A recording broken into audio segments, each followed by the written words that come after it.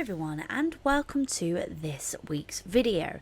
This week, since I've been playing around with lots of watercolor mediums, I wanted to show you some new gouache that I've recently tried my hands with, and that is the acrylic gouache by Turner. Now, a lot of people have asked me to do a review on this, and I know on my Discord when I got my new fancy gouache, I was asked to do sort of like a review / what my thoughts on it. If you don't know what acrylic gouache is, it's sort of like a happy medium between acrylic paint and gouache. Gouache being a more opaque watercolor-esque medium that you can make act like watercolor or give it more of an opaque feel like acrylic. And acrylic, me and acrylic famously have not gotten on, so I wanted something in between that I could really play around with, and honestly, I have fallen in love with this paint.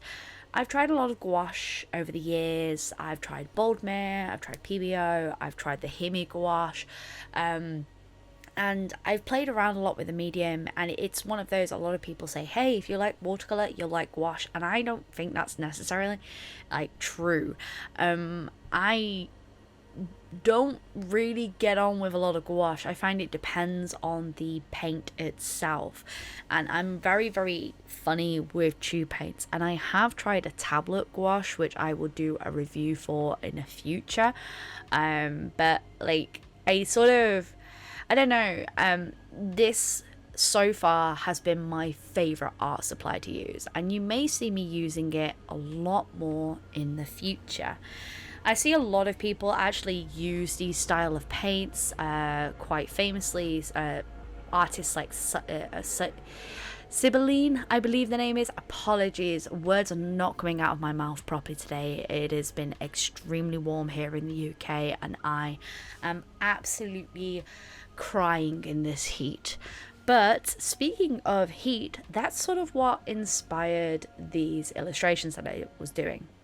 I've been doing some critter designs for my Patreon lately, and I was feeling really lovely with all the summer. I say lovely, I'm just feeling very inspired by the summer at the moment, and when I think of summer and when I think of like drinks and stuff like that, I think of very citrus fruits.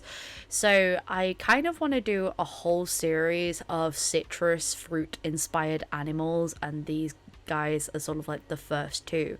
We have the one inspired by Satsuma and one inspired by lime. If you guys want to give them names, you are more than welcome to. I will be very happy to kind of see what you want to do. I do have a counterpart to lime for lemon, because I've already got a design for lemon down. I sort of wanted to do like this whole like kind of print-esque series, which will go with the next store update. But yeah, after sketching these out, I did a rough sketch, and then it was time to paint.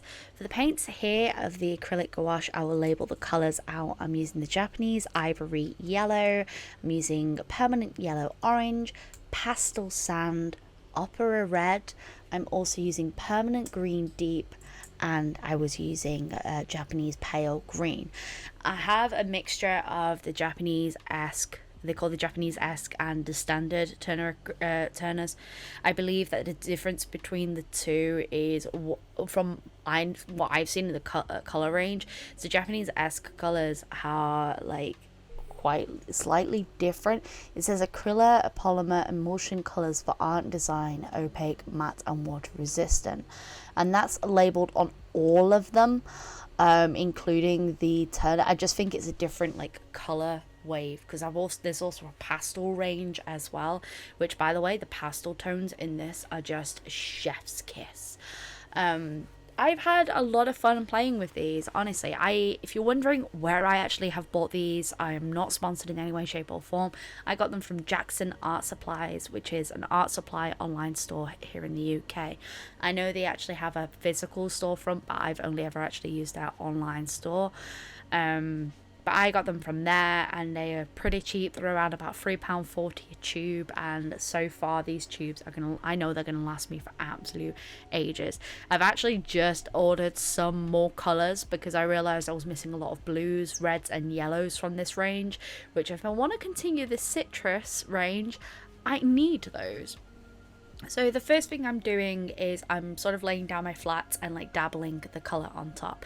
With gouache, you can create like a really smooth layer. Someone actually told me in the Himi gouache video, because hey, I'm still a learner, was that gouache is mainly meant to use in like one fell stroke. I like a lot of texture in my work, so I'm doing similar techniques that I would use with other art supplies. If I want to cover a large area, I will put a wash down of that color first, just a wash, so that when I'm painting on top with the color, that it gives that beautiful smooth area, and it means that no white is showing underneath, which is always fantastic. You never want white showing through when you're trying to do like a nice deep color.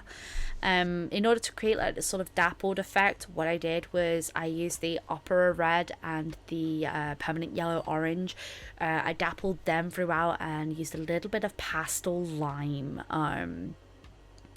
Yes, because I chose pastel lime. I misread one of the colours earlier.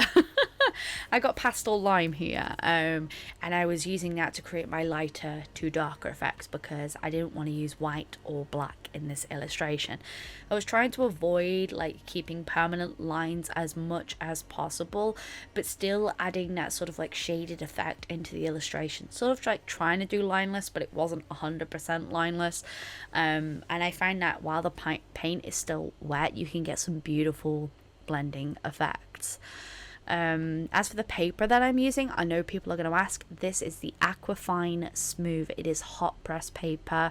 Hot press paper, in my experience, takes a little bit longer to build up the illustrations, but for gouache, it just looked absolutely perfect. Like I found that a smoother paper works better for me for gouache than rougher texture paper, but that's just a preference. I don't know if you're more experienced in this medium than me, let me know. I still know that there is a lot that I do need to learn when it comes to playing with this medium.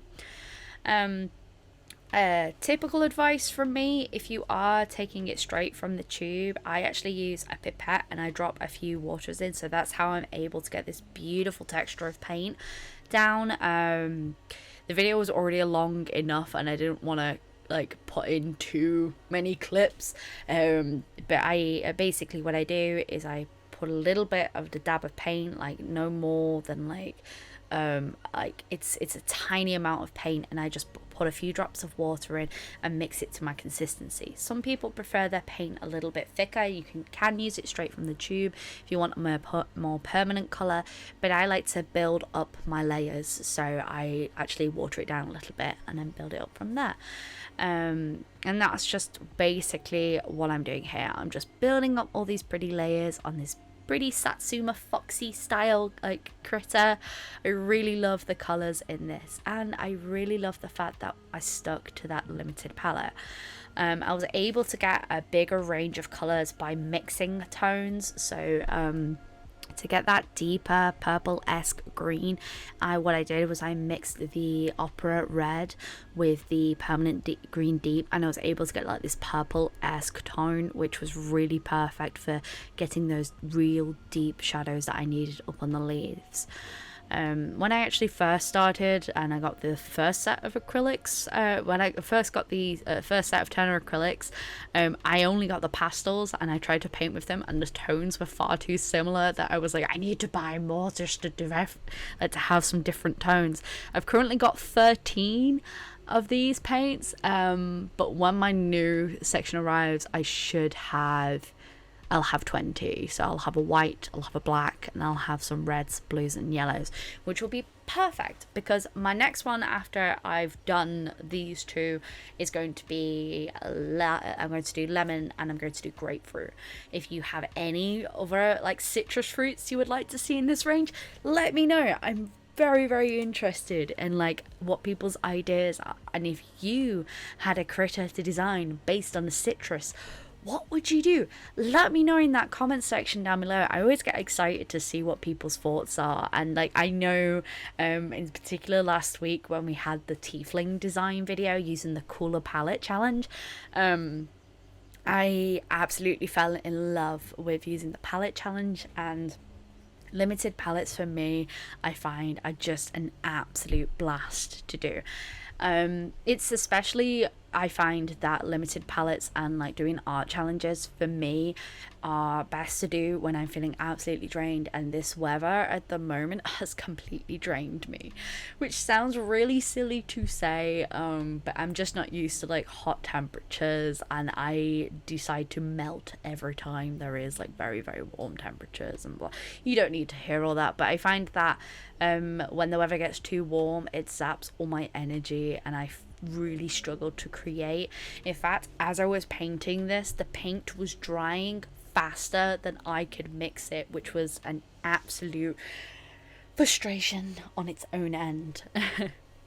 So after I've got all my flats down and I'm getting that texture down, I am just building up some little layers, some like shine areas. Like, it's not meant to be like a perfect replica of a Satsuma. It's sort of like just a cartoonesque like representation of it in general. I mean, I'm drawing a citrus fox. I'm drawing a Satsuma fox.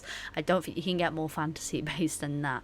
I did use some images from Google to sort of like inspire that, and then afterwards, because I still had quite a bit of paint left over, I decided to do a swatch square where I just mix all the paints together to create this sort of cool effect. So we're going on to the next one, which is going to be lime, and these are the colors that I'm using. I'm using Japanese pale green, pastel lime, permanent green deep. This colorway is some of my favorites. I'm also using here Japanese ivory yellow, as well as pastel sand, and last but certainly not least, pastel marine. So we've got 3 colors from the pastel range, 2 from the Japanese-esque range, and 1 from the normal range. You can see I've already swatched them here and pre-mixed all my colors. So yet again, just getting my flats out and building up texture to create the desired effect. The second one it didn't take as much time as the first one, and I think that's mainly because I had even less colors that I was working with. With the Satsuma, it sort of was a little bit more interesting because we had oranges and greens, and it sort of like had the 2 tonal range that was made the illustration very interesting to work on, and sort of like limiting in that design aspect of it. Whereas this, it is all yellows and greens, so it's a very different sort of palette. And I found that whereas the first one like took me about an hour, the second one took me about 40 minutes. So I found that the second one went by much quicker than the first one. Yet again, all I did was I put down a layer of that pastel lime. I am obsessed with this color. It's like a beautiful mixture. It's of like a yellow and a green, and it's almost neon-esque in a sense. It's a really beautiful tone. And for the ears in particular, I wanted it to represent the leaves. So the way I've been doing it with these critters, in particular with the citrus designs, I've been trying to incorporate like the leaves as like ears or as tails and something like that, just because it makes the design seem a little bit more interesting than just being the fruit by itself. And it kind of makes more sense, like like, you know, when you pick a plant, so you pick a fruit and it has the leaves jutting out from where it was attached to the plant. I sort of like think of that design in that sort of aspect. After I'd popped down the pastel lime, I then built up with the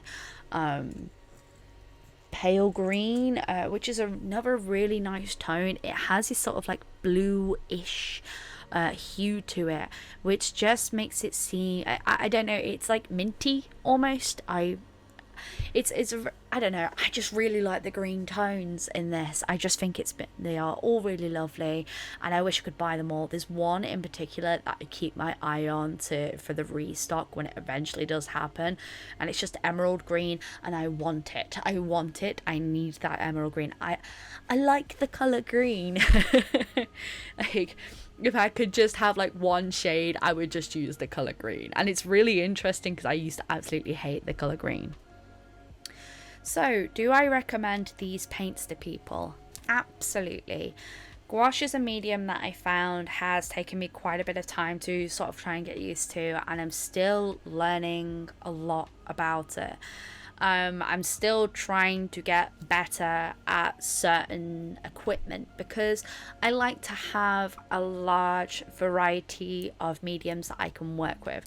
Yes, I'm mainly a traditional artist, and I find that after a bit, one medium gets a little bit stale. It's why I have a large collection of alcohol markers, why I have a large collection of watercolors, and now I have a large collection of gouache paint.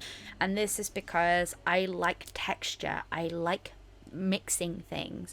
I would be really interested, and I think one of the things I do want to do is I want to do like a marker gouache crossover. I think that would be really fun to do.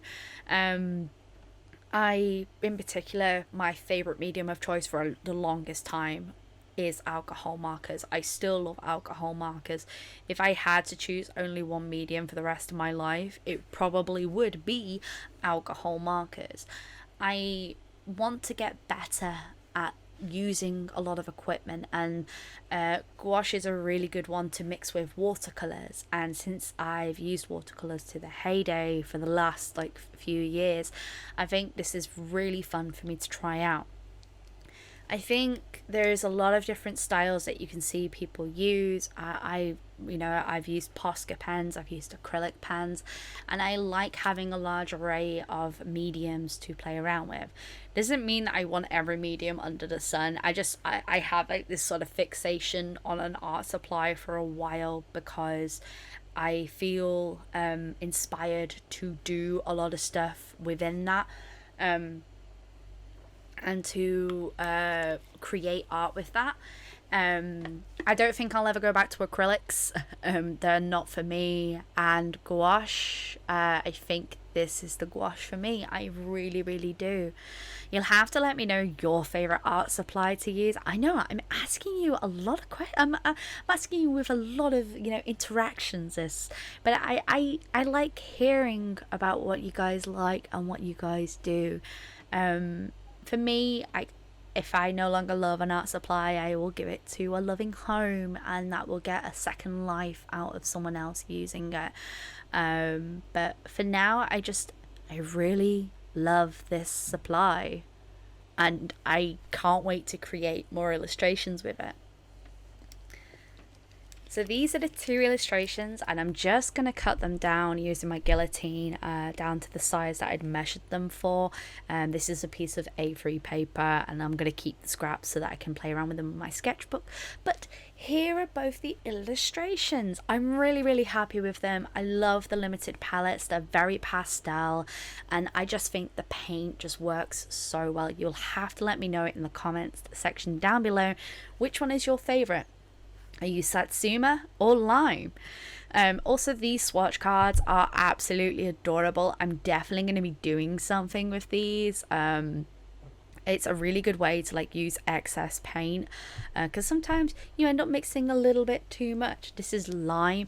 I think if I was to go back, I would try and use a few more bolder colors for Lime, but right now I actually don't mind its minty greenness. I think it's quite cute, although it's more, for me, I think it's more of a sea palette than it is a citrus palette. But I hope you have enjoyed this video and my thoughts into playing around with this new medium. Have a wonderful day, love what you do, and as always folks, stay creative.